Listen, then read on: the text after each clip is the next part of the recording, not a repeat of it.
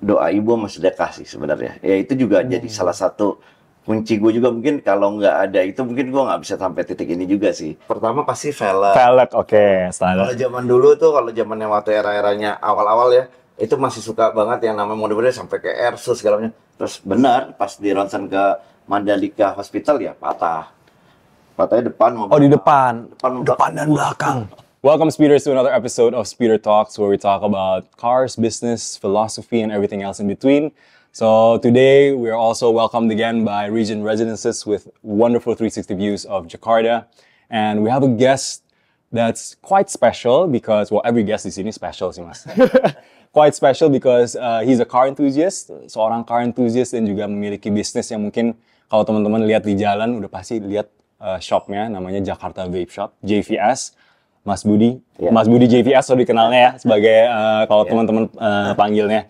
Thank you so much Mas sudah datang to Speeder Talks. It's an honor. Apalagi Mas Budi ini baru kecelakaan kemarin, kecelakaan ringan ya mungkin di pas PSCI. Iya PSCI. Ya. Cuman di sini pakai crutches. Aduh, thank you banget Mas. Aduh, it's an honor. Kita udah sempat ngobrol, ngundang berapa waktu ini, tapi sempat ada masih recovery proses. So kita appreciate banget Mas sudah luangkan waktu hari ini ke Speeder Talks. Aduh. So, Mas Budi mungkin di sini teman-teman yang nonton tuh udah pasti penggemar mobil semua, car enthusiast. So, bukan rahasia bahwa Mas Budi ini banyak koleksi mobilnya. So, mungkin bisa diceritakan dikit lagi nyetir apa aja nih Mas sekarang? Soalnya ada Aventador kemarin di Elite ya kalau nggak salah. Aventador di Elite, cuma sekarang udah aku lepas. Sekarang udah lepas. Sekarang tuh kalau sisanya itu kalau Lambo itu ada Murci. Ada Murci, kalau Mercy LP640. Iya. Wah. Terus aku ada SLS. Wow. Ada SLS, terus ada GT3 RS. Kalau Ferrari itu ada 599, 575, 360 gitu. Wah. Aku lagi belajar kan namanya kan aku juga punya kayak gini kan sebenarnya kan dari hasil mimpi juga kan. Iya.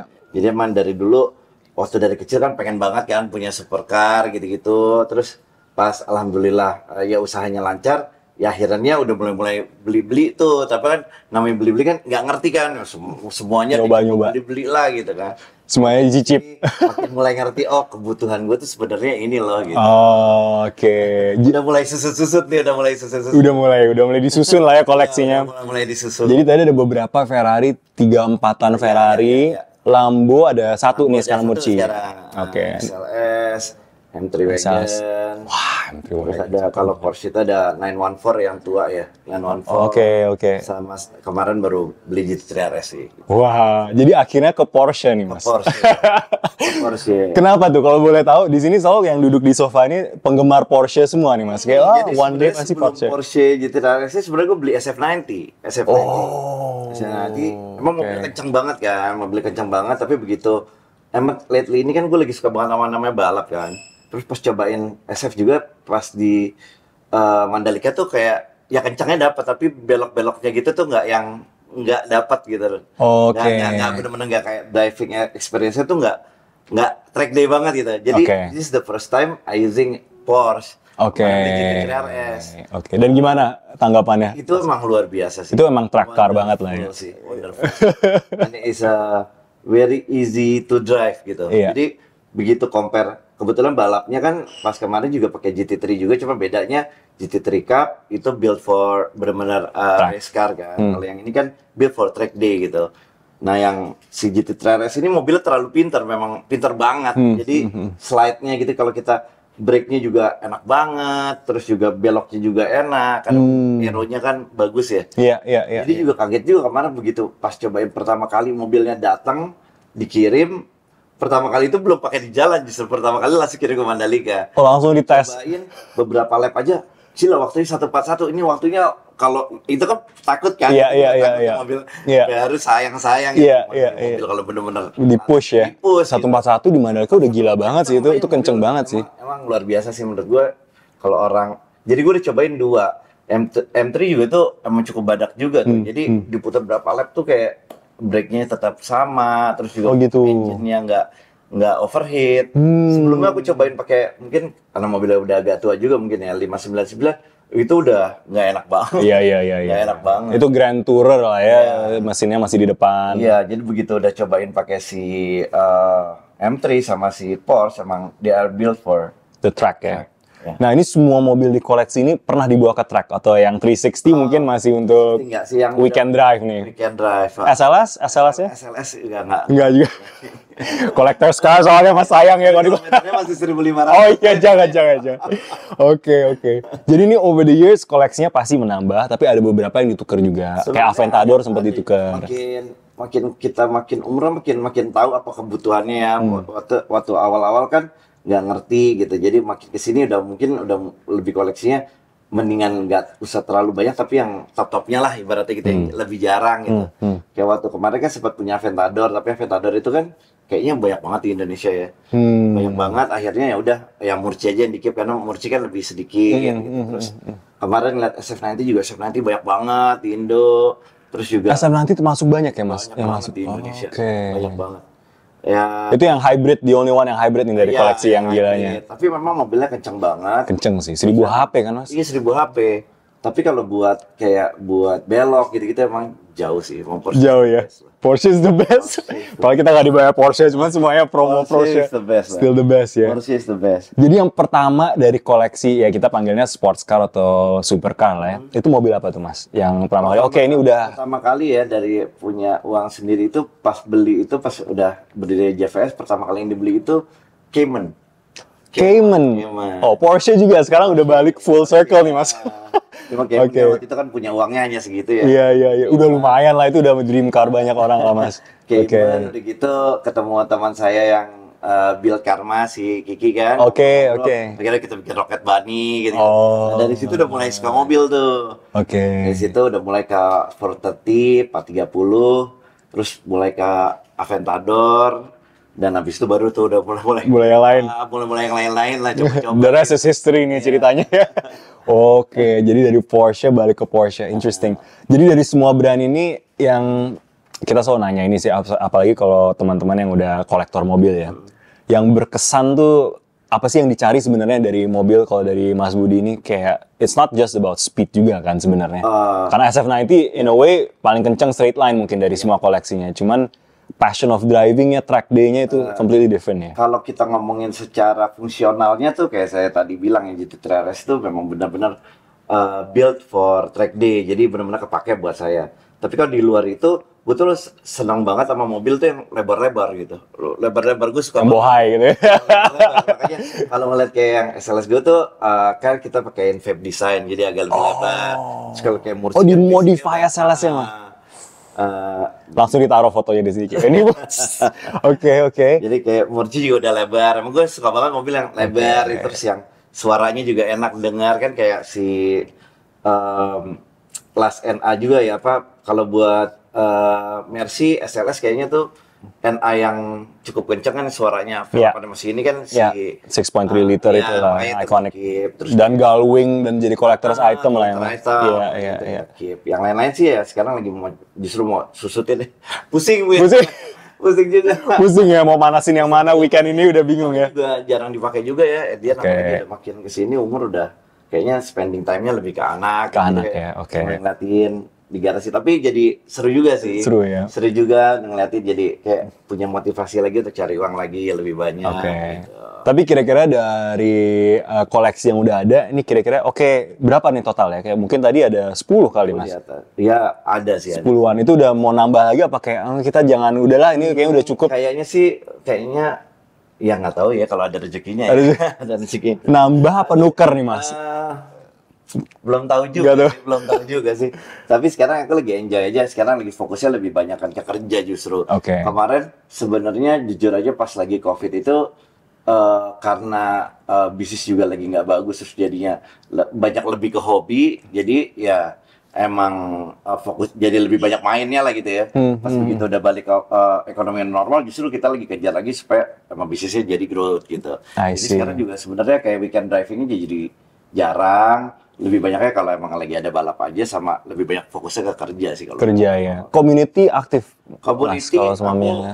justru lagi malah enggak nih, lagi Oh iya off enggak. sekarang. Tapi sempat waktu itu Sempat. community. Aku sekarang itu lebih banyakan sama, kalau tahu Silverhawk ya zaman dulu ya. Iya. Nama Shifterhead ya itu sih. Oh, Paling itu ganti aja. nama ya? Ganti nama Oh, jadi Silverhawk. Shifterhead. Oke.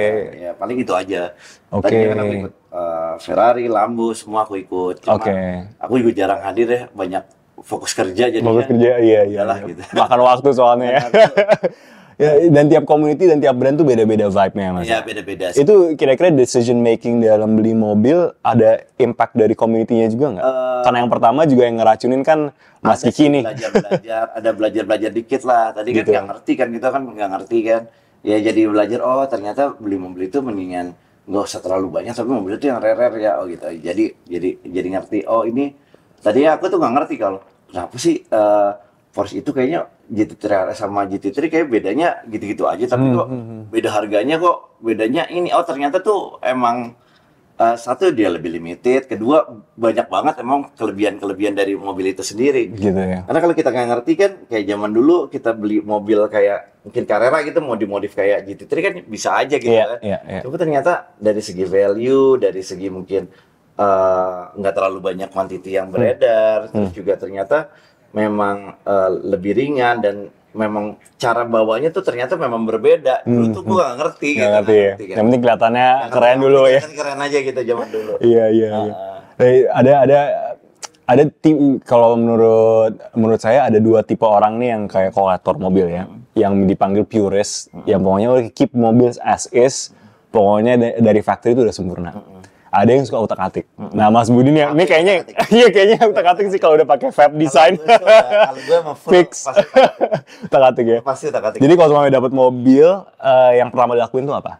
Yang pertama gue lakuin pasti kalau pertama pasti velg. Velg, oke, standar. Kalau zaman dulu tuh, kalau zamannya waktu era-eranya awal-awal ya, itu masih suka banget yang namanya mode-mode sampai ke Airsus segala macam. Kalau sekarang enggak sih. Udah Kalau enggak. sekarang makin mature paling knalpot, velg, udah. Udah that's it. Udah. Body kit Ya, only certain cars, only beberapa aja. Oke, nggak semuanya. Nggak semuanya. Oke.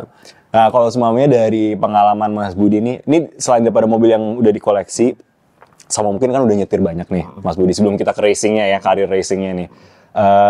Yang paling underwhelming atau semuanya udah ini kayaknya bagus, tapi pas dibawa ini kayak, wah kok kayak gini aja sih, kayak masih nggak pas atau mungkin nggak cocok. Mungkin mobilnya is not a bad car, cuman kayak ternyata lumayan disappointed lah.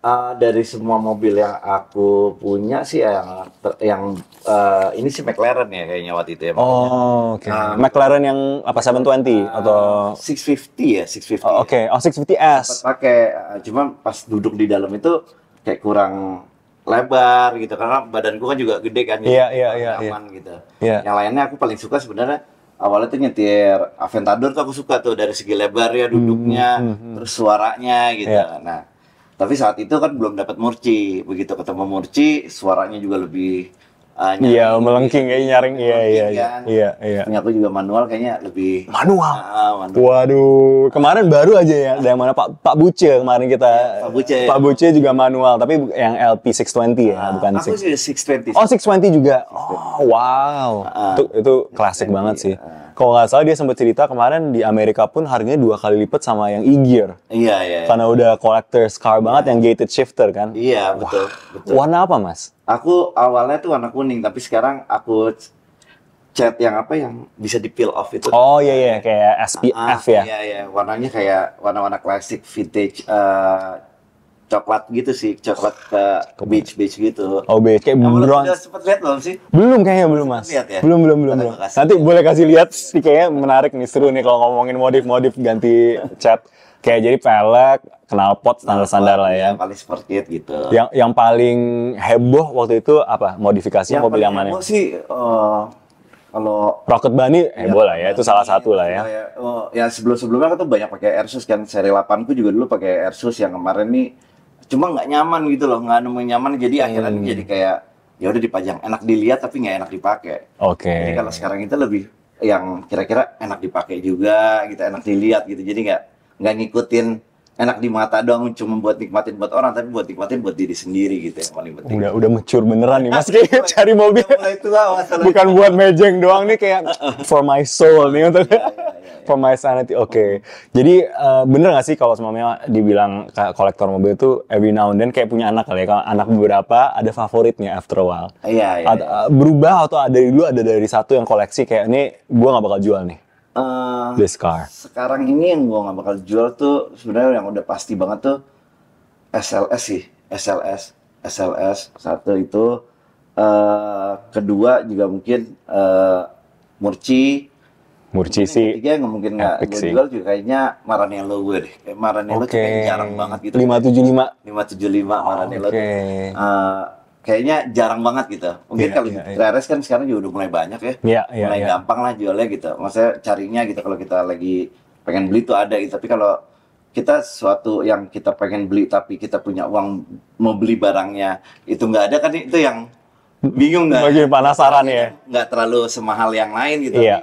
Begitu kita bawa terus orang juga ngelihat gitu kayak yang dan kita juga enjoy, kayaknya sesuatu yang beda gitu. Beda ya. Beda. Jadi mobil bukanlah suatu investasi doang, tapi it's driven lah ya. Kalau di Mas Budi pasti akan dibawa. Iya betul. Oke, seru. Oke, kita shifting gears nih. Ini udah banyak banget koleksinya, udah excited to see some of the collection actually. Nanti mungkin bisa kasih tunjuk beberapa. Cuman kita tahu bahwa Mas Budi ini suka banget sama balapan. Itu kapan mulainya Mas? Dan udah pernah ikut ISOM, PSCI. Gimana tuh ceritanya? Keracunan dari community, abis itu kayak bro lo balapan aja kayak gitu atau kayak gimana Mas? Jadi sebenarnya 2008 dulu atau zaman dulu pernah ikut drag race. Terus abis itu pernah ikut ISOM juga tahun 2009 sampai 2011 ya. Drag race itu yang 201, ya, 201. 402 aja. Oh, 402. Oke, quarter mile beneran nih. SMP SMA gitulah. Oke. Terus habis itu balap ISOM, zaman dulu kan masih dimodalin orang tua. Iya. Itu stop lama. Begitu saya udah bisnis vape, begitu udah bisa buat uang sendiri 2018 kalau nggak salah. Pertama kali ada saudara saya ngajakin balapan pertama kali Mercy itu, Mercedes One Make Race. Ikutlah di situ, mulai dalam ikut ETCC semua. Dan yang terakhir lagi pas ketemu si Mas Bagus nawarin Porsche Sprint Challenge ini. Oke. Jadi itu yang paling recent nih, PSCI ini ya. PSCI nggak, setelah PSCI aku ikut TCR Asia kemarin. Oke, TCR Asia. Oke. Ya, pakai mobil Audi. Tapi kemarin jadwalnya banyak bentrok jadi nggak ikut lagi dulu. Fokusnya di Porsche sebenarnya. Tapi kejadian kemarin gini jadi nggak bisa ikut semuanya. So what happened kemarin nih? Ceritanya gimana tuh? Jadi ceritanya tuh kemarin tuh sebenarnya awalnya nggak pengen ikut sebenarnya. Pas last minute tuh kayaknya seru banget. Ada teman saya lama juga, Reno juga ikut. Terus kayak kok seru. Terus akhirnya decide seminggu sebelum balap akhirnya gue ikut deh gitu. Pas ikut. Terus ya rada berbeda nih antara waktu TCR kita bawanya front wheel, terus balik lagi ke rear wheel nih. Saya jadi agak a bit challenge. Terus pas latihan, lumayan bagus. Terus pas di seri satunya, aku agak salah ngerubah settingan mode-nya. Aku rubah traction control sama throttle-nya, aku rubah sama bukan kebiasaanku. Jadinya nggak enak lah tuh seri 1. Nah, pas hari Minggunya, aku balikin ke settingan normal. Pokoknya gue nggak mau tahu, gue harus pole nih. Pole, ikutin. Saat itu posisi dari start keempat sampai ketiga. Sisa, aku lagi nunggu Lukas bikin salah, tapi Lukasnya nggak bikin salah nih. Sisa hampir 3 lap, kayaknya 2,5 lap gitu. Tiba-tiba di turn yang paling sering kecelakaan, itu tuh turn 10 ya, 10. Belok karena aku nginjek kerbnya terlalu dalam. Karena abis harian tuh abis time attack ya. Jadi dia kayak agak turun, nanti aku kasih lihat. Jadi dia agak turun gitu. Nah aku injeknya tuh kayak terlalu dalam, akhirnya nabrak ke tembok. Nabrak tembok pas ke kiri, mobilnya madep ke kiri, nabrak tembok. Nah itu gravitasinya katanya Mas Bagus sampai 11 G katanya. Jadi itu sebenarnya kalau kaki nggak patah itu pasti pingsan sih. Karena udah kunang-kunang banget. Terus karena kakinya udah tahu kakinya patah, akhirnya aku ngomong, Mas, kan orangnya suruh keluar, aku bilang kakiku patah. Terus akhirnya digotong kan, dibawa ke hospital yang di Mandalika. Akhirnya mereka lihat, ini kayaknya perlu di ronsen. Terus benar pas di ronsen ke Mandalika Hospital ya patahnya depan Oh di depan, depan dan belakang. belakang. Oke, dan itu pertama kali dari racing experience-nya sampai kecelakaan separah itu atau Ini pernah? makanya bingung. Aku tuh terbalik 4 kali. Di speed off road pernah, di rally pernah, di sentul pernah, di tendean juga pernah, di 5 kali. Di tendean juga pernah. Oke. 5 kali berarti. Dan ini makanya bingung. Ini kecelakaan yang ini memang nggak tahu. Nggak tahu emang jalan Allah aja kali ya, mungkin nggak tahu apa yang harus dipelajari lagi. Tapi kok bisa sampai patah gitu loh. Itu yang bingung. Sebelumnya kan ada kejadian juga di situ. Beberapa udah kejadian yang udah 8 mobil ya kejadian di situ. Nggak pernah ada kayak gini. Jadi ya ini suatu pembelajaran juga mungkin apa yang mesti di benahin, mungkin ada sesuatu yang mesti gue renungkan. Tapi saat itu gue sama sekali emang bener-bener nggak ada sedih-sedihnya, maksudnya nggak, ya sedih sih ya, apalagi bakalan ngeliat bilnya kayak apa tuh, pasti agak sedih lah. Iya, untuk mobilnya ya. Tapi saat itu ya gue udah pasrah aja, karena ya saat itu juga ya udah berdoa, ya ngelakuin hal yang positif lah saat itu. Tapi memang kejadian ini ya, jadi mungkin ada hikmahnya buat gue, mungkin lebih spending time with my family, terus gue lebih ngelihat bahwa kacamata begitu kita punya masalah seperti kayak patah kaki gini, kayak lo punya uang, punya apa-apa tuh gak bisa ngapa-ngapain juga buat apa gitu. Jadi kayak gue jadi sekarang jujur aja, dari semenjak itu ya alhamdulillah gue jadi bisa lebih dekat sama Allah, bisa gue lebih pendekatan lah, lebih banyak belajar lah gue dari situ. Memang. Dan saat itu pas gue mau ulang tahun lagi, sehari sebelumnya. Oh gitu. Kejadian itu sehari sebelum gue ulang tahun. Jadi dioperasi pas gue ulang tahun. Wow. Dan saat itu gue lagi pindahan rumah di tanggalnya sama. Jadi benar-benar butuh-butuh. Jadi emang ya belajar lah ya. Kita belajar, mungkin pendewasaan juga. Dari situ jadi kita ngelihat, menganalisa apa sih kesalahan gue, mungkin apa yang menjadi penyebab kayak gini ya, jadi lebih inilah dekat sama agama juga, lebih dekat sama anak sekarang juga, jadi lebih spend time more with my family, terus juga jadi lebih fokus juga kerjanya. Jadi mungkin sekarang, mungkin nanti ke depannya gue mungkin balapan jadi kayak nomor 2 gue lah. Kemarin sepertinya jadi wah, gua ambisi banget gitu, jadi ambisi banget gitu ya. Terus balapan gitu. Oke. Karena emang balapan itu membuat gue juga jadi lebih semangat hidup sih sebenarnya. Karena kan kita udah capek kerja, begitu kalau kayak ketemu balap gitu, satu ada kompetisinya, terus juga kita juga kayak harus konsekuensi kita harus bangun pagi, olahraga, jadi kita pengen diet, jadi pengen punya semangat baru lah, jadi kayak live lagi gitu. Tapi ya di balik itu juga kita juga harus bagi-bagi waktu juga buat spend time with family, terus kerjaan juga ya. Mungkin ya inilah.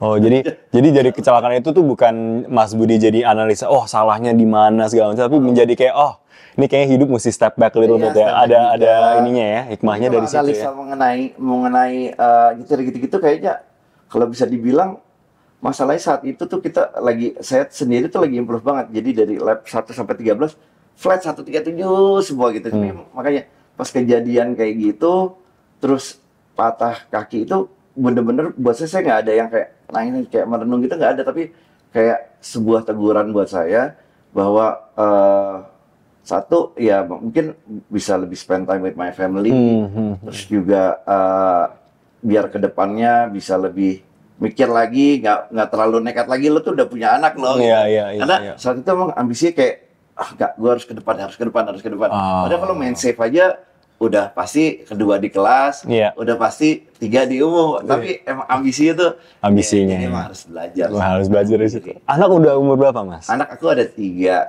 10, 8, 6. Oh, 6. Oh, jeda umurnya masih sama semua ya, 2 tahunnya. Oke. Cuma sayangnya cewek semua, jadi nggak bisa diajak.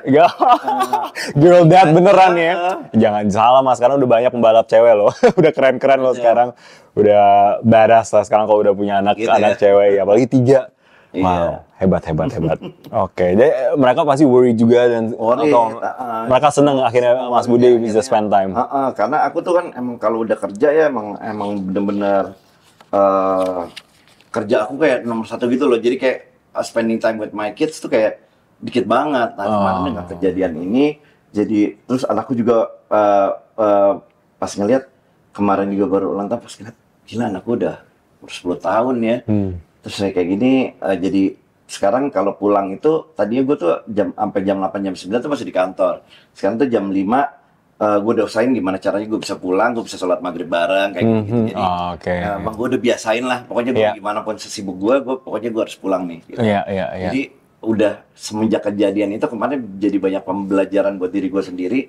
Gue harus bagi-bagi waktu priority gue kemana sih gitu, karena kalau kita cari duniawi terus juga nggak akan ada habisnya. Gitu. Reshuffle priorities reshuffle. Ya. Perlu kejadian kayak gitu sih. Emang perlu kejadian kayak gitu untuk kayak remind yourself kan kayak oke, ini kayaknya perlu reshuffle gitu. Bukan kabinet tapi prioritas hidup. Belum belajar. Oke. Apa sih challenge kalau semuanya dari ini kan basically gentleman's racing lah ya. Kalau PSC itu kan bukan seriously, although bisa menjadi serious racer yang lumayan pro juga. Ujung-ujungnya mau sampai kayak gimana tuh Mas? Kalau aku sih sebenarnya pengennya sih memang semua ya kalau ada rezeki ya pengen sampai GT3, tapi kemarin juga pengen cobain yang namanya Lamborghini Super Trofeo, pengen ngerasain gitu ya. Tapi kan balik lagi ya lagi cari uang dulu. Mudah-mudahan ada rezekinya, aku pengen sih coba ikut-ikutin. Tapi aku ada batasnya sih, aku pengen retire juga. Maksudnya paling maksimal umur 50 pengennya sih stop udah selesai. Sekarang Mas Budi udah berapa? 41. Oke, masih muda banget Mas. Gak ada 9 tahun lagi kalau gitu ya. Off tracking lah ya, Oke. Nah, tadi kita udah ngomongin soal mobil, kita udah ngomongin soal balapan dan juga insiden kemarin. Dan tadi Mas Budi juga sempat cerita emang fokus banget sama kerjaan. So kita mungkin sekarang di sini tuh kita suka ngomongin karirnya lah ya. So JVS main fokusnya sekarang, walaupun ada kalau saya research ada towingnya juga, ada barbershop kalau nggak salah ya Mas ya. Tapi mungkin kita fokus ke JVS-nya karena itu that's the main focus dari bisnisnya Mas Budi. Dulu tuh kayak gimana sih? Mungkin mulainya dari sebelum JVS deh Mas. Itu how did it start tuh Mas? Jadi kalau dulu itu gue dikenalnya tuh Budi Kiara zaman dulu. Jadi gue dulu sama kakak gue sempat bikin toko velg gitulah zaman dulu banget. Itu bisnis pertamanya tuh atau udah beberapa kali? Terus abis itu juga sempat jual alat DJ gitu-gitu sempat. Terus pas abis nikah ini gue udah bingung mau kerja apa ya, karena toko velg udah tutup segala macam. Mau kerja apa ya? Nah, gue ketemu lah, gue lagi cobain, kan gue ngerokoknya parah dulu kan, ngerokoknya parah. Terus, ini tahun berapa nih Mas? Ini tahun 2013 kejadiannya. 2013, terus gue dikasih saudara gue cobain. Kok gue suka banget, kok gue jadi berhenti nih ngerokok nih, tapi belanja terus, gimana caranya ya? Pak, gue kan orangnya apapun mau dijadiin uang kan. Nah saat itu gue inget banget, gue habis nikah sama istri gue. Kita punya dapat angpau 28 juta lah awalnya. Dari situlah gue puterin, tapi belum punya toko offline. Dulu nganter-nganterin lah pakai motor COD-an gitu. Terus zaman dulu tuh belum ada OLX, zaman dulu tuh toko bagus sama kaskus. Sama kaskus. Iya. Jualan di situ. Jadi ini liquidnya ya Mas? Device-nya dulu. Device-nya dulu. Awalnya dulu device sama liquidnya kita masih import. Zaman dulu belum ada yang bisa bikin liquid Indonesia kan. Nah kita zaman dulu terus jualan awal online kok rame, akhirnya kita buka toko offline, pinjem tempat orang tua lah 2 kali 3 gitu. Rame banget. Di mana Mas waktu itu? Di Fatmawati. Itu yang jadi yang banget, tapi kecil banget. Yang Hang Tuah itu enggak? Yang di beda lagi. MRT itu, ya pertama. Itu yang itu. Itu yang pertama. Itu yang pertama. Dari situ terus bikin toko offline kok rame terus. Mobil istriku aku sekolahin lah dulu, bikin lagi lebih gede, izin lagi sama orang tua pinjam atas. Akhirnya digedein, alhamdulillah rame itu 2014. Nah 2014 di 2015 itu dirazia semua toko-toko karena kan belum ada regulasi, belum ada cukai dan lain-lain. Akhirnya aku pindah ke Malaysia. Tapi di Indonesia aku masih ada staff lah dulu ngerjain. Ini masih satu toko di Indonesia? Masih satu toko. Yang di Fatmawati itu ya? Cuman aku udah mulai buat distribusi kecil-kecilan saat itu. Nah 2015 aku pindah ke Malaysia. Di Malaysia, aku tuh bawa liquid US sama kebetulan kita udah punya liquid lokal yang dibawa ke Malaysia. Rame, booming di Malaysia. Jadi bikin uangnya sebenarnya di Malaysia nih. Di KL, mayoritas di KL. Bikin di KL. Terus pas di KL, pas terakhir partnerku ada problem lah yang di Malaysia ini sama aku, problem lah kita masalah uang. Akhirnya aku bilang, ya udah, kapan nih mau dibayar ininya apa ke gua? Dia bilang, ya udah gue cicil. Nah, tapi kan gue takut kan, kalau dicicil, gue udah balik ke negara gue, ntar duit gue gimana nih gitu. Akhirnya gue bilang, ya udah gue bawa barang-barangnya, gue minta barang-barang yang lo punya aja deh, gue bawa ke Indonesia. Jadi gue bawa barang-barang itu, zaman dulu gue masih belum ngerti namanya import-import, jadi gue bawa pakai koper gitu-gitu lah, pokoknya udah bawa gitu sampai ke Jakarta. Nah saat 2015 itu orang-orang kan pada tiarap karena 2014-nya ini kan takut kan. 2015-nya itu gue di Malaysia pulang ke Indonesia, gue inget banget 2016 itu gosipnya rokok mau naik 50.000. Oh iya. Itulah gue booming karena kita menjadi salah satu orang yang paling konsisten saat itu. Orang-orang lagi pada tiduran, kita paling siap di situ. 2016 terus aku bikin asosiasi sama teman-teman, kita ini bernegosiasi sama regulator kan, akhirnya dicukain, pasarnya rame lah itu, booming. Karena 2016 kan, nih. 2016 rame gara-gara 50.000 itu rokok gosipnya naik 50.000, naik terus sampai perjalanan sampai 2019 tuh rame banget ya. 2018 itu dicukain. Oh jadi 2 tahun. Oke. Dicukain, nah itu ternyata malah trust dari masyarakat itu jadi lebih percaya sama vape. Akhirnya pasarnya gila tuh, alhamdulillah. 2018 ya. 2018 gila sekali. 2018 gila sekali. Gue baru sadar deh tadi ngomongin Hang Tuah, Haji Nawi, stasiun Haji Nawi kan. Tuker sama Hang Tuah. Ya Haji Nawi makanya kayak Hang Tuah gue gak ada kayaknya deh. Haji Nawi iya. Pas dibawa itu jadi itu yang pertama. Itu yang pertama. Jadi setelah itu baru buka-buka lagi tuh yang dekat. Kita banyaknya dulu bukannya di retail, jadi banyaknya kita distribusi. Distribusi sampai kita punya brand. Zaman dulu aku belum punya pabrik, jadi aku masih maklon lah ke orang. I see. Dari maklon dari punya retail, punya distribusi, akhirnya aku punya factory bikin itu the last ini ya stepnya. Akhirnya udah sekarang udah punya ada aku punya majalahnya, aku punya pabrik botolnya gitu-gitu. Jadi fokusnya lebih ke vape, tapi sempat juga coba pas lagi Covid itu yang aku bilang pasarnya tuh agak drop kan, sempat desperate lah gitu. Maksudnya salesnya kan banget waktu Covid itu kan.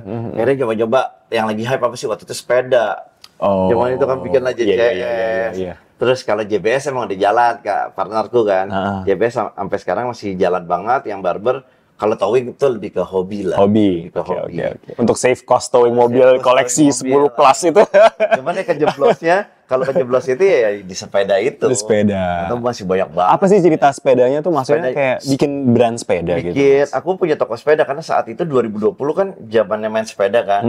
Iya. Aku kalau udah suka sesuatu, pasti aku pengen jadiin duit gitu. Nah saat itu emang road bike hampir tiap hari kan. Terus akhirnya ya udahlah bikin toko sepeda, importin semua Pinarello apa semua brand semua masukin. Nah udah forecastnya kita pesen banyak, di lama-lama pasar sepedanya turun banget, drop banget. Akhirnya ya udah sampai sekarang dead stocknya masih banyak. Dead stocknya masih ada. Banyak sekali. So back to the original business kayak JVS aja. Lebih banyaknya JVS aja. Jadi mulainya distribution, tadi sepeda mungkin salah satu yang I think di seluruh karir atau businessman entrepreneur itu pasti ada yang gagal-gagal, itu menjadi learning lah ya. Iya, gagal-gagal. Tapi hebatnya mungkin dari JVS tuh ceritanya dari awal malah supply chain-nya. Sebenarnya dari awal itu aku bener. Karena aku tuh udah nggak dipercaya lah, maksudnya orang tua juga kan udah nggak kayak dulu, gitu udah pernah dikasih modal tapi habis mungkin kan zaman dulu masih muda ya. Akhirnya dari situ jadi sampai nganterin naik motor apa segala macam ya, perjuangannya. Orang mungkin ngeliatnya kayak enak banget sih, padahal gue dulu gila sih, anak gue masih umur setahun bawa ke 2014, itu 2014 anak gue masih 2 bulannya udah gue bawa pindah ke Malaysia, bulak-balik. Perjuangannya tuh nggak semudah itu. Cuma kalau bisa dibilang kalau orang saat itu uangnya lebih banyak daripada gue, yang lain-lain kompetitor gue iya, tapi etos kerja gue, semangat gue jauh 300% lebih gila dibanding mereka sih. Itu ya yang penting ya Mas ya. Itu sih yang penting sih. Dan bisa sampai ke Malaysia itu bukan keputusan yang mudah sih. Itu karena ada partner di Malaysia atau cari partner di Malaysia? Nah kebetulan karena kita udah cukup terkenal juga saat itu, akhirnya ada partner dari Malaysia juga yang ngajakin kerjasama. Awalnya sih smooth, oke. Tapi at the end ya makanya ya namanya uang ya. Tahu sendiri. Pasti sensitif ya. Nggak kenal teman, nggak kenal saudara. Makanya kita memang harus benar-benar pilih partner yang tepat juga sih. Gitu. Pilih partner yang tepat. Mungkin saat itu aku nggak ketemu yang tepat, tapi itu menjadi sebuah berkah buat aku. Karena begitu pindah ke Indonesia lagi, ternyata pasarnya gila banget. Gila banget. Akhirnya fokus di situ, bikin brand, bikin fokusnya dari yang kita retail aja terus distribusi, bikin liquid, terus juga akhirnya kita punya factory sendiri. Ya alhamdulillah lah. Syukurin aja. Ya, hebat. Dan dari semua itu tadi kan sempat ada retail, distribusi, ada liquidnya juga. Ada liquidnya juga. Share yang paling gede dari segi cash cow-nya tuh yang bagian mana? Tetap retail atau distribution? Distribution. B2B ya tetap ya. Kalau retail itu sebenarnya sebagai pelengkap. Karena kita tadinya aimingnya pengen IPO, jadi pengennya tuh sebenarnya retailnya jadi banyak. Tapi ternyata tidak semudah Nggak semudah itu. Karena SDM yang kita perlukan, pemantauan itu wasting my time. Jadi ini gue banyak banget belajar banget sih. Begitu bikin banyak bisnis, begitu bikin banyak detail malah jadinya jadi bikin fokus yang main ya. jadi sayang kebuang waktunya gitu. Makanya akhirnya ya balik lagi fokusnya sama sekarang kita fokusnya lebih ke prinsipal sama punya produk sendiri yang seperti kayak device sih. Nah kebetulan tahun lalu ya Raffi tuh invest ke salah satu brand kita bareng sama Raffi buat satu produk. Akhirnya alhamdulillah sekarang ya kita fokusnya, kalau aku pribadi pakai kemana-mana aku pakai Nexus sendiri karena ini sekarang baby-nya gue banget nih. Baru beberapa ini IP sendiri nih, namanya produk brand sendiri ya. Mudah-mudahan ini kayaknya harus sukses di sini. Harus ya emang kalau distribution less risk. Tapi memang strategi go to marketnya mesti benar-benar dipikirin ya, gimana marketing penting. Marketing yang penting karena apalagi kayak zaman dulu ya kita kan namanya kayak dagang kelotongan ya, maksudnya kita kayak beli jual jadi trader kan. Kalau sekarang kita kan lebih ke corporate, kita punya yang tadinya karyawannya cuma 20, 30, sekarang karyawannya udah lebih banyak gitu. Terus juga divisi apa? Dan ya banyak pembelajaran lah di situ kan, nggak gampang kan. Apalagi aku kan nggak yang sekolah yang sampai tinggi banget gitu, yang pinter banget nggak. Tapi cuma kerja keras aja nih, luck aja nih. Enggak luck lah. Itu hard work needs opportunity and timing loh mas. Sekarang jadi tinggal cari the right man in the right seat yang buat ngoperate ya ini sih. Gitu. Nah tadi Mas Budi kan udah sempet cerita soal banyak bisnis yang dijalanin. Akhirnya fokus balik lagi to the main one yang cash cow itu ya, which is the JVS business. Dan malah expand, bukannya diversify bisnismu yang ke lain, walaupun ada barbershop dan lain, tapi malah supply chain-nya di attack nih. Dari ujung ke hulu ke hilir nih ya, dari pabrik sampai retail sampai distribution semuanya. Iya, jadi sekarang fokusnya lebih banyak ke pabriknya buat produksi liquid kita juga, terus sama pendistribusiannya sama ya ini fokusnya jadi prinsipal dari produk-produk kita sendiri aja gitu, kita develop. Karena aku udah banyak pengalaman ya, begitu kita dari semua brand yang ada di Indonesia, mungkin kita adalah semua distributornya tuh adanya di GVS dari zaman dulu. Sekarang berjalannya waktu aku melihat mereka itu semakin hari, apalagi company sana ya, itu mereka tuh sangat greedy, yang tadi distributornya 2 jadinya banyak segala macam. Kita nggak eksklusif lagi lah ya. Bener-bener ya kayaknya mendingan build brand sendiri. Kita mau bakar uang kayak apa, kita effortnya kayak apa, tapi balik lagi ya itu brand kita gitu. Iya, benar. Brand orang. Betul. Akhirnya sekarang fokusnya ya udah lebih ke situ. Ya. Walaupun memang there's more risk. Tapi upside-nya lebih gede. Tapi begitu sampai berhasil ya. Wah, itu that's it. Luar biasa sih. Koleksi mobil 2 kali lipat lah ya.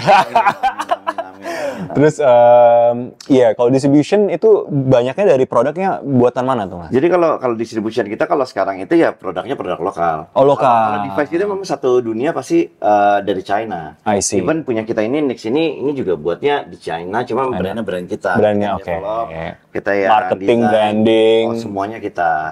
Desain device-nya juga bisa kita. Terus kalau liquidnya dari kita juga. Nah sekarang itu game-nya tuh kan makin tight ya. Zaman dulu belum ada tuh namanya company-company yang sekarang TBK ikut-ikut, nggak ada.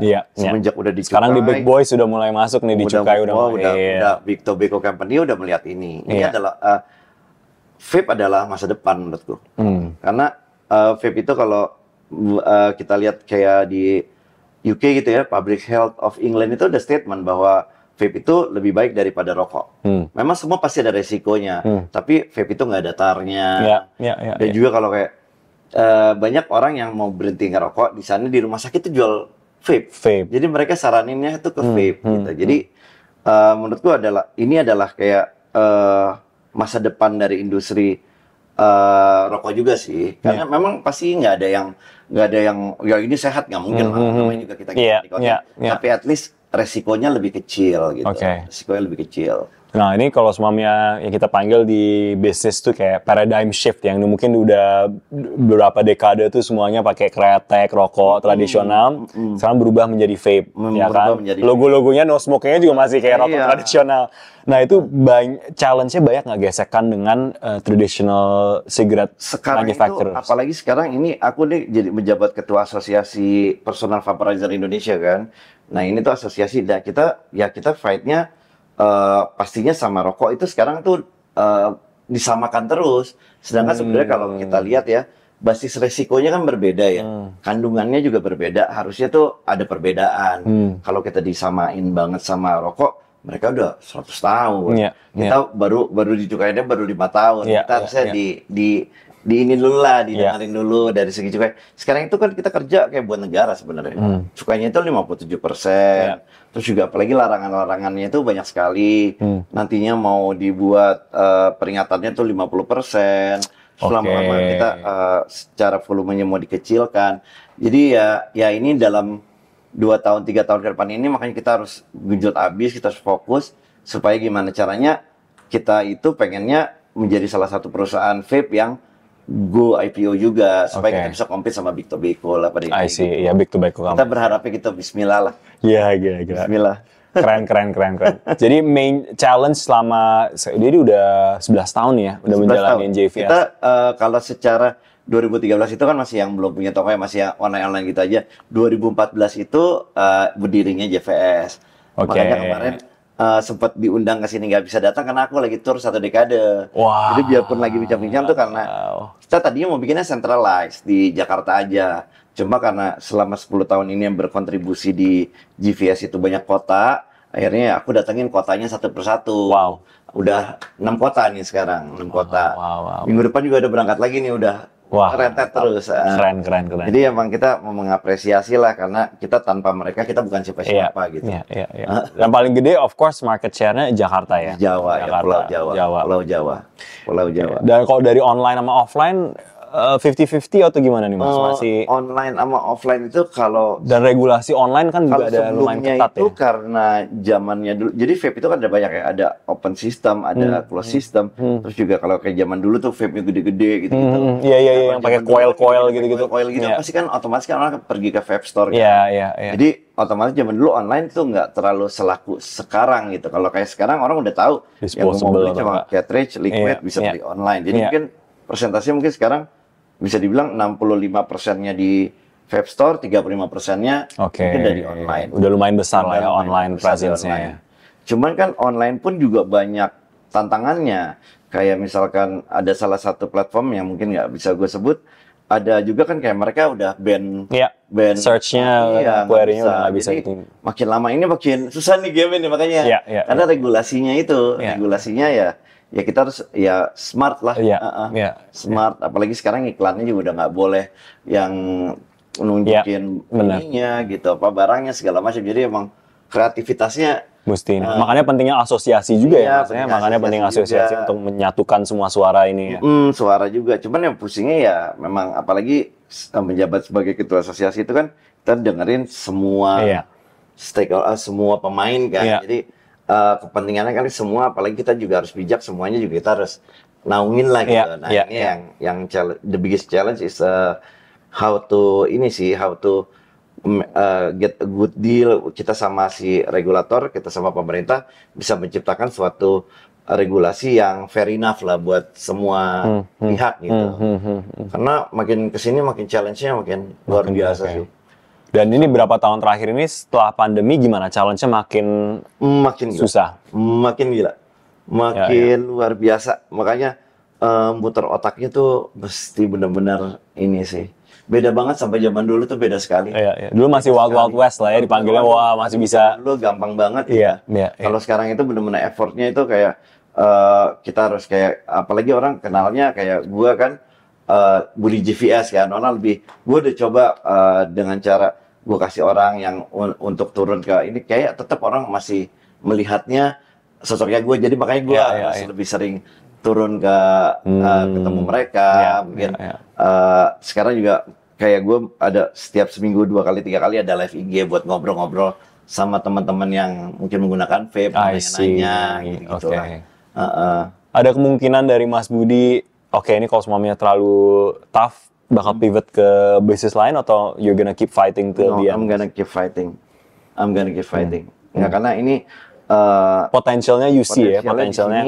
Gue juga merasa bahwa vape itu bagus buat orang-orang yang tadinya merokok menjadi vape, karena gue sendiri udah 10 tahun nih sekarang berhenti merokok. Jadi ya menurut gue dan vape itu lebih baik. Jadi begitu gue menjual suatu produk yang kira-kira membuat orang juga lebih baik, dan juga gue hidup di sini udah dari dulu dari vape, makanya ya gue menentukan juga kayak kemarin itu sebenarnya gue nggak mau jadi ketua asosiasi, kan pusing kan ngurusin orang, tapi demi industri ya asosiasi juga penting ya, itu penting banget. Nggak mau ya kita fight supaya gimana caranya teman-teman yang satu industri ini bisa bisa dapat manfaatnya lah gitu. Kita fight buat regulasi supaya regulasinya bisa, kan kita juga takut kalau misalkan tiba-tiba vape-nya di-ban gitu kan. Sedangkan kan vape-nya udah cukup berkembang, mungkin sekarang penggunanya udah jutaan ya kan. Jutaan, dan itu banyak lapangan pekerjaan, banyak orang-orang yang kita harus pikirkan lah pada intinya gitu. Dan apalagi kalau kita ngomong the big tobacco companies, lobbying power yang jauh lebih kuat dari mereka. Jauh. Itu tapi mesti pendekatannya mesti tetap dijalin ya. Kalau kayak mereka tim advokasinya aja udah berapa banyak loh. Ya mereka udah ratusan tahun, duitnya udah berapa triliun, kita berapa sih? Benar. Kalau suruh fight sama mereka ya jujur angkat tangan udah. Angkat tangan, tapi ya sekarang ya kita coba, kita mungkin nggak bisa jadi nomor 1, tapi at least kita pengennya ambisinya paling nggak 5 besar lah yang ada di Indonesia. Itu ambisinya lah. Ini kita lagi kejar lah. Supaya gimana caranya kita bisa compete. Mudah-mudahan ini dengan adanya gue sekarang all out sekali. Jadi GVS itu sekarang lebih ke ada CEO gue yang bisa handle. Sekarang gue lagi fokus sama ini karena kita pengen ini bisa terbang buat IPO, buat compete lah gitu. Terbang IPO atau acquisition by Big Tobacco, bakal milih yang itu pilihan. One of the if you can beat them, join them kan. Tapi sebenarnya kemarin kita tuh ada offering. Sebenarnya tahun lalu ya, 1 tahun lalu itu kita ada offering untuk di buyout semua tuh GVS.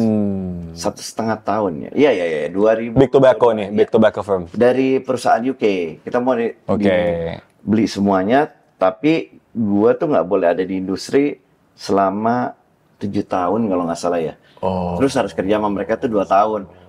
Terus tapi habis itu mikir-mikirnya nggak kayak hidup gue di sini, gue harus gedein lagi. Mungkin someday kalau gue udah benar-benar ini gue udah puas banget dan emang ini bisa ninggalin legacy buat anak-anak gue. Gitu, kalau bisa kan, cucu juga sekalian. Iya dong. Kita juga pengen kan. Ya mudah-mudahan ya ini, karena kita kan bukan pewaris ya, kita kan perintis. Jadi kita juga pengen ninggalin legacy yang dimana seorang Budi GVS itu ya sampai selamanya dikenang gitu. Karena gue punya kontribusi juga di industri. Benar. Itu sih. At the same time, sometimes timing dan balancing kan ada istilahnya exit while you're on top kan. Itu mungkin that time will come juga kita nggak tahu ya. Sometimes the wave-nya udah lewat, kita nggak mau itu juga kan kayak. Jadi wah, all the best lah Mas itu. I think itu it's an exciting time. Deg-degan juga at the same time tapi exciting. Iya, benar-benar emang pusing sekarang. Cuman ya mau gimana lagi, kita ya namanya juga gamenya, namanya industri udah makin lama makin mapan, apalagi Big Tobacco udah turun, ya kita harus think smart kan. Dengan apa yang kita punya, kita nggak bisa compete mungkin secara financial, tapi ya what creation yang kita bisa bawa supaya compete sama mereka, kita bisa tunjukin, dan akhirnya mungkin ada orang yang trust untuk invest di perusahaan kita, ya itu Karena kita selama ini pakai duit sendiri. Oh, nggak ada outside investors yang masuk. Pertama kali invest di kita punya company itu adalah Raffi Ahmad. Si Raffi, untuk yang produk ini. Pertama kali. Oke. Pertama kali kita buat namanya brandnya ID Pods. Cuman memang nggak segitu maksimalnya. Akhirnya gue punya keluarin ide yang ini namanya Next. Oke. Gue ajakin Raffi lagi dan Raffi akhirnya ya udah bro gue ikut. Nah makanya gue sampai sekarang tuh gue hormat banget lah sama dia karena dia itu emang benar-benar menurut gue orang yang baik banget ya, baik banget. Anytime gue kontak nggak pernah yang nunggu berjam-jam, pasti voice note, pasti ada terus lah gitu. Ada terus. Pentingnya partner dan investor relations yang pas ya. Iya. Nah ini terakhir nih kita ngomongin biasanya, bisnis ada jatuh bangunnya. Pasti. Nah itu juga tadi Mas Budi sempat cerita. Kalau bahasa Inggrisnya tenacity atau kayak apa ya, ketekunan untuk menjalani bisnis walaupun mungkin kompetitor duitnya lebih banyak. Iya. Nah behind that udah pasti ada filosofi atau values yang dipegang oleh Mas Budi to get through the rough and rainy days. Apalagi kalau awal-awalnya masih mulai dari nol banget nih, ngirim-ngirim produk pakai motor dan segala macam. Apa sih yang bikin mungkin vision Mas Budi itu bisa dikejar sampai posisinya JVS sekarang ini? Filosofinya tuh apa? What part of prinsip yang dibawa oleh Mas Budi ini? Prinsip gue sih selalu gue harus kerja keras, gue harus fokus, gue harus tetap fighting, dan gue tuh percaya banget sama yang namanya doa ibu sama sedekah sih sebenarnya. Ya itu juga jadi salah satu kunci gue juga. Mungkin kalau nggak ada itu mungkin gue nggak bisa sampai titik ini juga sih. Jadi fokus sama kerja keras itu penting banget, tapi juga doa kita sendiri, doa ibu, supporting system kita tuh emang harus balance gitu. Harus balance, dan emang tanpa kerja keras, jadi nggak ada namanya usaha yang mengkhianati hasil. Ya, jadi emang kayak gue juga sempat coba tinggalin ke yang gue bilang di 2020 COVID itu, sempat tinggalin ke orang lain. Ya berbeda hasilnya sama apa yang kerjain sendiri. Bener. Jadi gue tuh kadang-kadang juga bingung ya kalau orang bilang bisnis itu auto itu. Gue nggak percaya itu sih. Mungkin generasi ketiga, Mas. Mungkin generasi ketiga. Generasi pertama itu, karena kita tuh melewati proses-proses fasenya di mana kita nge-build yang darinya pedagang kelontong menjadi corporate itu juga sangat nggak mudah kan.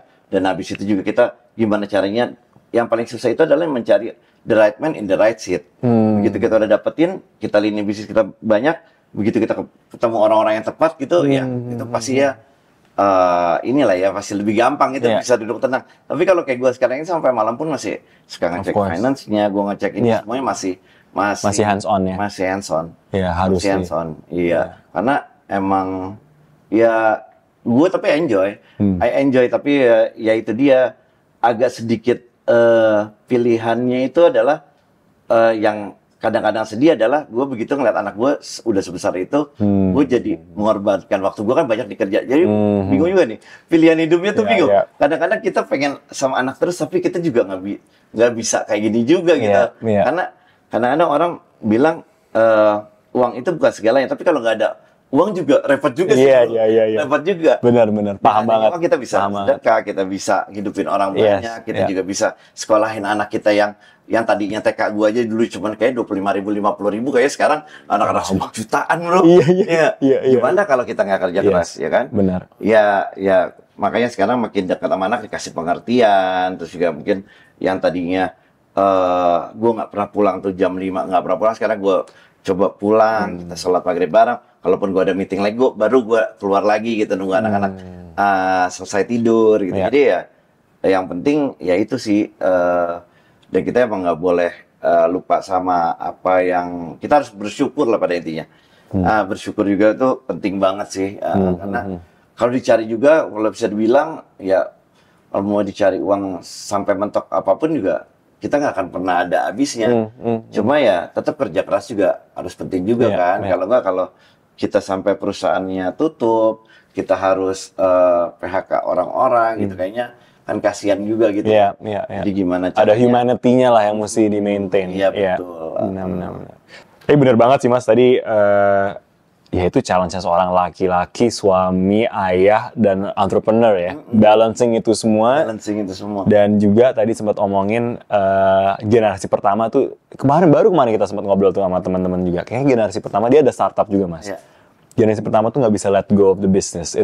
It's when the business mungkin udah ratusan juta dolar baru bisa ada professionals yang run it nih. Iya. Itu paling generasi kedua ketiga dia bilang. Kedua ketiga, oh gitu Iya, ya. dia bilang kayak gue baru sadar waktu gue pikir bisa autopilot, ternyata generasi pertama tuh nggak pernah dia. Nggak pernah ya, mereka juga pada. Dia bilang ngomong kayak gitu. Jadi ada satu teman lagi generasi ketiga. Dia bilang iya kita baru bisa hire professional setelah IPO tuh generasi 2 ketiga. Iya. Jadi generasi pertama kan selalu ceritanya gitu kan, Iya. yang tuh yang ngebangun dari nol. Bangun dari nol. Generasi kedua yang enjoy, biasanya generasi 3 tuh yang udah hancur bisnisnya kan udah terlalu enak.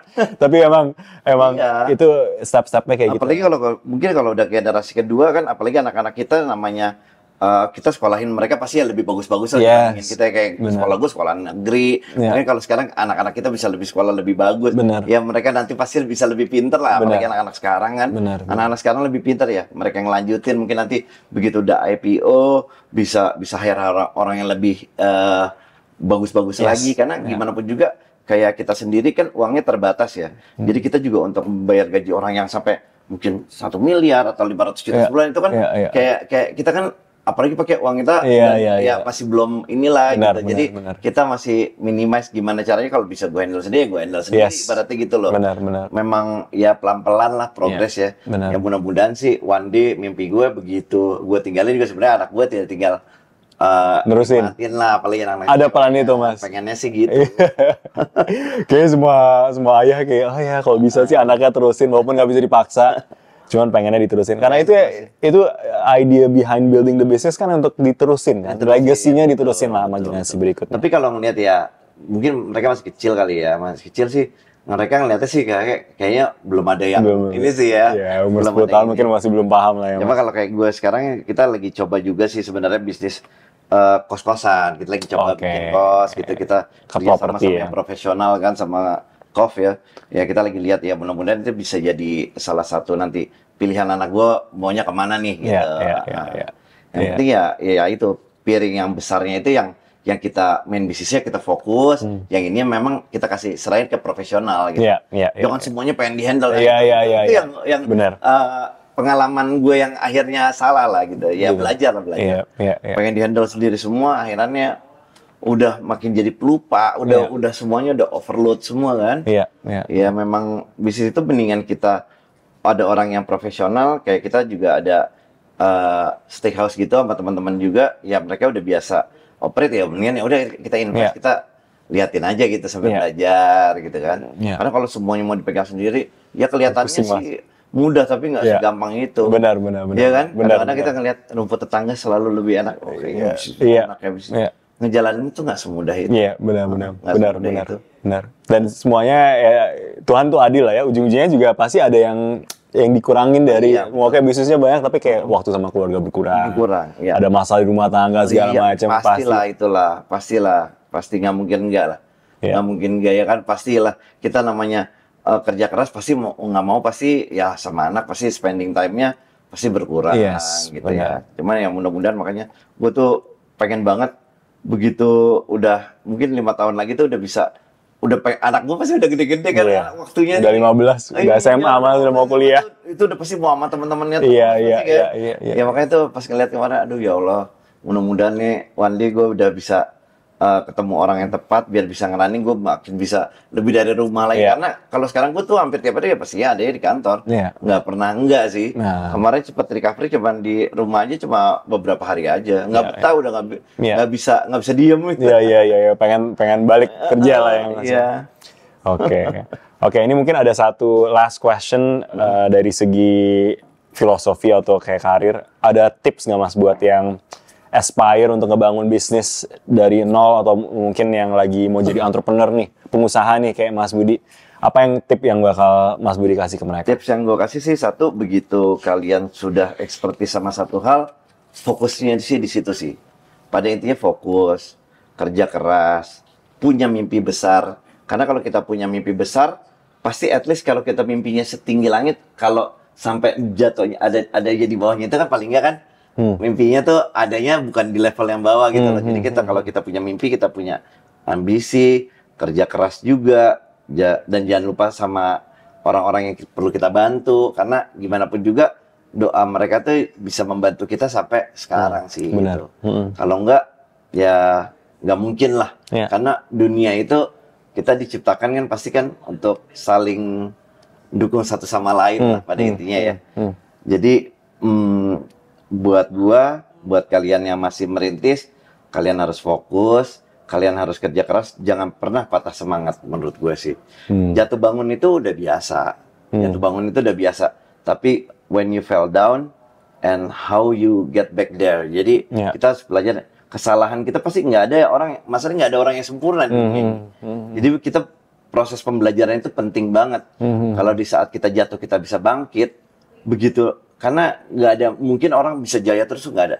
Gue tuh nggak percaya ada raja yang abadi. Gue nggak percaya itu. Pasti akan ada yang turun. Nanti gimana caranya kita bounce back lagi. Nanti dengan ada itu mental kita udah biasa. Begitu kita jatuh, udah tahu kok caranya gimana. Kita udah bisa nanganin gitu. Karena kalau enggak, ya kan ada begitu jatuh, desperate, akhirnya jadi malas-malas, akhirnya malah nggak jadi apa-apa. Justru dengan adanya kita fokus, kita bangkit, kita percaya sama hal itu bakalan balik lagi seperti apa yang diplanningkan, itu biasanya sukses sih. Biasanya sukses. Yang penting fokus aja sih. Yang penting fokus. Sama kerja keras sih. Masalah menurut gua apalagi kayak sekarang tuh kayak orang-orang yang bilangnya kendalanya sama modal gitu-gitu, menurut gue sih enggak sih ya. Karena kayaknya sekarang apalagi kayak orang-orang yang udah mature gitu ya, melihat ini orang punya potensi kerja keras, kayaknya orang mau willing to invest deh. Gue sekarang kalau ibaratnya kalau ada orang yang benar-benar yang bisa jalan bisnis gitu, mendingan kita invest dibanding kita coba-coba semuanya kan. Ya, jadi buat orang teman-teman yang nggak punya modal pun juga nggak perlu khawatir juga gitu. Yang penting tunjukin bahwa kalian tuh emang skill kalian tuh ada di situ. Kalian tuh bisa expertise-nya di situ. Nanti ya dengan adanya networking, ketemu teman-teman, emang berteman itu juga penting ya. Jadi berteman dengan bagus, terus tunjukin bahwa kalian itu jujur, kalian itu nggak aneh-aneh, ya akhirnya pasti akan ada banyak opportunity lagi. Reputasi lah ya. Reputasi itu penting sekali. Reputasi itu penting sekali, sangat penting kalau itu. Mendingan hilang uang daripada reputasinya. Benar, karena gue juga jujur aja ketipu banyak banget. Gitu ya Mas? Ketipu banyak sekali, banyak banget. Gue tuh orangnya gampang banget percaya semua orang gitu. Jadi apa-apa udah invest, akhirnya banyak banget yang nggak balik sih sebenarnya. Jadi sekarang udah benar-benar ada CEO gue tuh yang bisa jagain gue. Udah jangan dah. Yang ngerem. Nahan-nahan. Iya, oke. Kalau nggak semuanya pengen. Akhirnya jadi malah berantakan. Hilang fokusnya. Wah, penting. Yang fokus emang penting sih, reputasi. Yang paling penting tuh fokus sih. Terus ya namanya gagal tuh udah pasti ada ya. Tapi gimana caranya begitu baliknya bisa balik dan bisa lebih gede, itu jadi kepuasan pribadi nanti. Ya, penting. Wah, thank you banget nih Mas, udah banyak nih yang udah di-sharing ilmu-ilmu dan cerita-ceritanya ngebangun JVS dan juga kepribadian seorang Mas Budi JVS ini seperti apa. Kita biasanya mengakhiri Speeder Talks ini ada yang kita panggil lightning round nih Mas. Jadi jangan pikir terlalu lama. Akan dikasih 2 opsi, langsung pilih salah satu aja. Siap? Ready? Vape atau electronic cigarette? Vape. 2, race weekend atau Sunday morning drive? Race weekend. Udah pasti lah ya. Walaupun patah tapi it's okay. Keep going. Touring car racing atau GT3? If I have money, GT3. If you have money, GT3. Oke. Lamborghini atau Porsche? Porsche. Be a team boss, kayak memiliki tim racing atau racing driver? Untuk sampai dengan umur gue yang ini, gue akan mau jadi racing driver. Mungkin yang udah 50 nanti. Kalau udah 50 ke atas, nge-team. Uang udah banyak banget, ya pasti gue. udah retire lah ya. Oke. Nah ini pertanyaan yang terakhir nih yang selalu kita tanyain ke semua guest di Speeder Talks juga. Bayangin Mas Budi ini posisinya masih sama sekarang, kayak sekarang di Jakarta, anak 3, berkeluarga, masih mikirin ganjil genap mungkin dan lain-lain. Uangnya no issue, infinite money hack nih ceritanya, ada cheat code-nya kayak di GTA. Tapi garasinya cuma bisa ada 3 mobil dan sekarang nggak ada mobil sama sekali di garasi Mas Budi. 3 mobil itu Mas Budi bakal pilih apa? Oh jadi ini benar-benar kalau misalnya gue punya uang nih ya, Infinite, nggak ada limit ya. nggak ada limit tapi cuma bisa ada 3 mobil. Cuma bisa ada Mesti 3 mikirin sama anak-anak gimana, mesti mikirin ganjil genap, mesti mikirin juga hobinya. Oke. Mas Budi milih apa nih 3 ini? Ganjil genap. Gue ada satu mobil yang gue pengen sih sebenarnya, mungkin Rolls Royce satu. Oke, yang mana nih, Rolls Royce mana nih? Phantom sih sebenarnya sih. Kalau punya uang ya, kalau punya uang. Ya ini kan infinite money hack. Ya. Ini ke kondangan, ke wedding ini boleh lah ya di bawah Phantom lah ya. Oke. Infinite money ya. Terus yang mungkin yang kedua, electrical itu termasuk yang lo bilang itu ya, yang tadi apa ganjil genapnya ini nggak sih? Terserah, Amin, Mas Budi keganggu nggak sama ganjil genap? Kalau mami yang nggak, daily life-nya nggak usah mikirin ganjil genap sebenarnya. Tadi 3 tuh udah termasuk sama sports car ya? Terserah Mas Budi. Pokoknya kemarin ada sports car enthusiast, dia ngomongin sports car, dia bilang kok sports car tuh mobil di atas 3, dia bilang. Gue mikirin sports car. Iya terserah Mas Budi, terserah tapi terserah nih Mas Budi mikirin apa. Rolls Royce mungkin sama Phantom, Land Cruiser. Oh, Land Cruiser yang mana nih? Land Cruiser yang ini yang sih. kayak yang di bawah. Iya, yang gue bawa sih, gue cukup puas sih. Cukup puas ya, itu buat yang daily kemana-mana, antar anak sekolah segala macam, irit gitu. Oke. Terus mungkin 3 anak muat tuh Mas di Land Cruiser. Muat. Oke. Mungkin yang ketiga mungkin mobil station ya, buat istri gitu. Mobil station. Apa tuh? Mungkin kalau ngelihat sekarang kayaknya lagi naksir yang itu ya, belum keluar ya. Apa M5 yang touring ya, keren dong. Hybrid nih, hybrid. Kalau bilang infinite ini ya. Infinite money hack ya. M5 touring yang baru, Land Cruiser buat daily beaternya sama Phantom. Land Cruiser sama Alphard ya mirip-mirip lah. Cuma gue juga ini ya agak amazed sama si Land Cruiser yang sekarang itu, menurut gue irit banget. Irit banget ya. Udah gitu value of money-nya, gue kan selalu mikir ya, kita kan nyari duit susah ya bro, maksudnya kita mikir begitu gue resell lagi, value-nya turunnya seberapa atau naiknya seberapa gitu. Iya, ini nahan banget. Itu gila bro. Nahan banget. Gila. Gila. Even gue sebelumnya pernah pakai itu belinya 1M, jualnya 1,4, udah dipakai berapa tahun gitu kayak. Gila nih. Malah appreciate ya, in value ya. Gitu. Gila. Ya itu untuk ngebentengin depresiasi dari M5 Touring dan dan Phantomnya kali ya Mas. Oke, so there you have it. Thank you so much Mas Budi udah datang ke sini. Walaupun masih pakai crutches tapi dibela-belain ke Spirit Talk. Aduh, gue thank you banget Mas. Thank you juga ke Region Residences again buat hosting podcast kali ini juga. Tadi udah dengar ceritanya dari Mas Budi, dari JVS juga. So if you guys need to vape, apa tadi Mas namanya? Aku sekarang brandnya Nix, jangan lupa. Brand Nix, oke. Make sure you check it out. Dan juga tokonya yang di Fatmawati dan sekarang udah banyak. Toko aku sekarang ada hampir 20 sih. 20, oke.